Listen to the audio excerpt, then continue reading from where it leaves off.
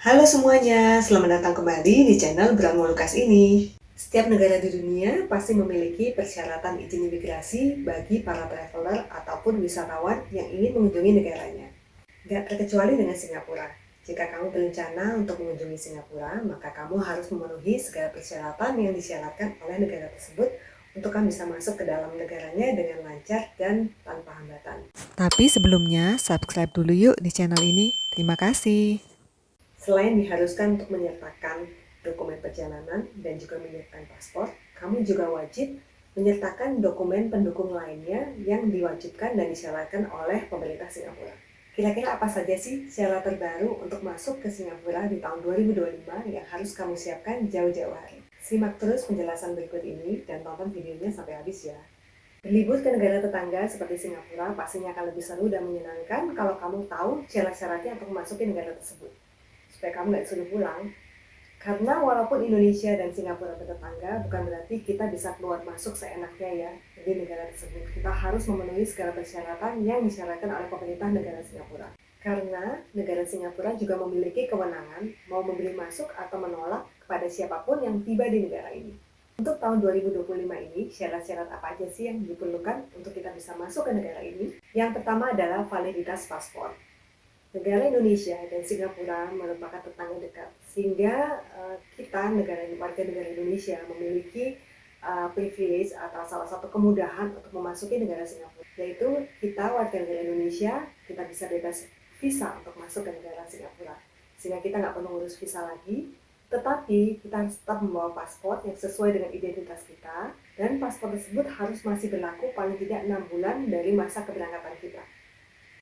Yang kedua, kita harus mengisi kartu identitas kedatangan SPAC atau SGAC atau Singapore Arrival Card.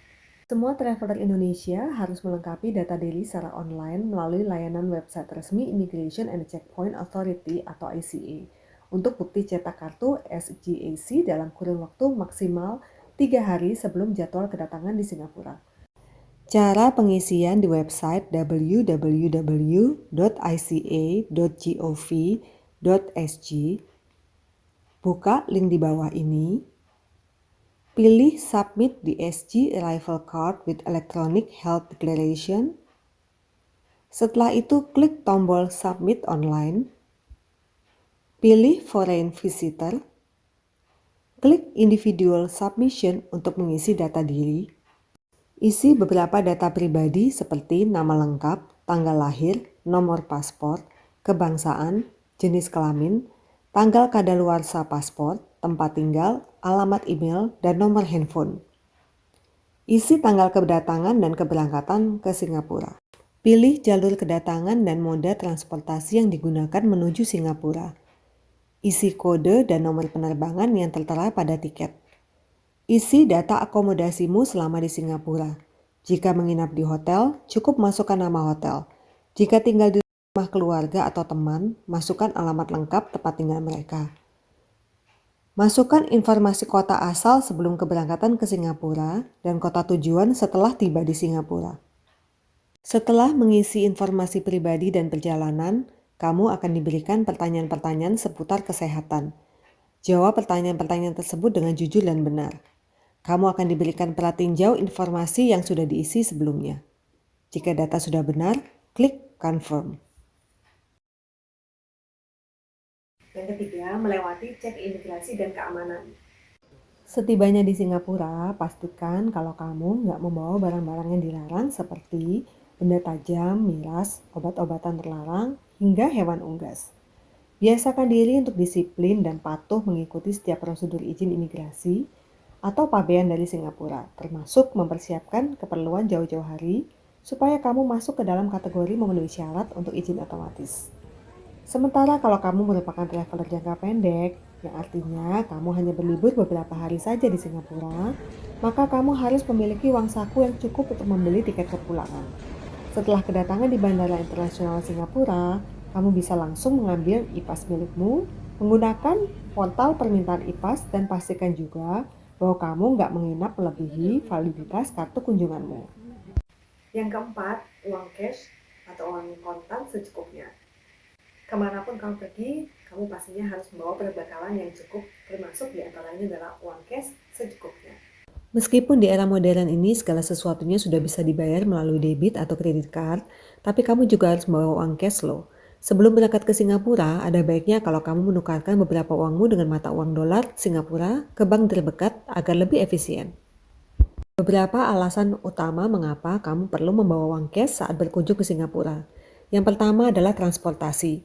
Kamu memerlukan uang tunai untuk membayar tiket MRT, mass rapid transit, bus, atau taksi, terutama jika kamu tidak memiliki kartu EasyLink.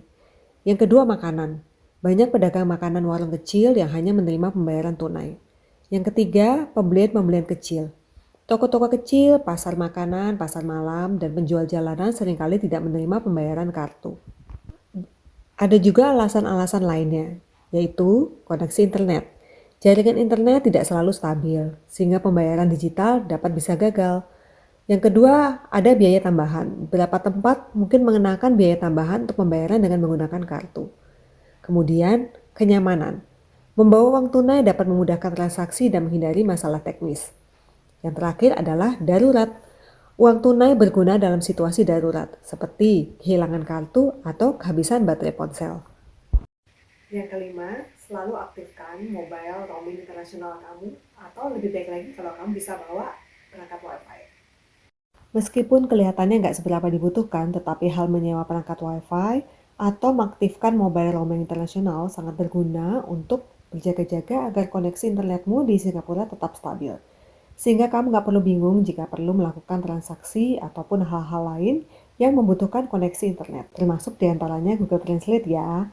Dan tentunya kamu nggak akan bingung kalau ingin mengabari keluarga di rumah, karena kamu bisa tetap terhubung.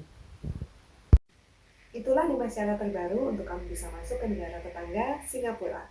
Jangan lupa like, share, subscribe. Semoga bermanfaat. Thank you, bye-bye.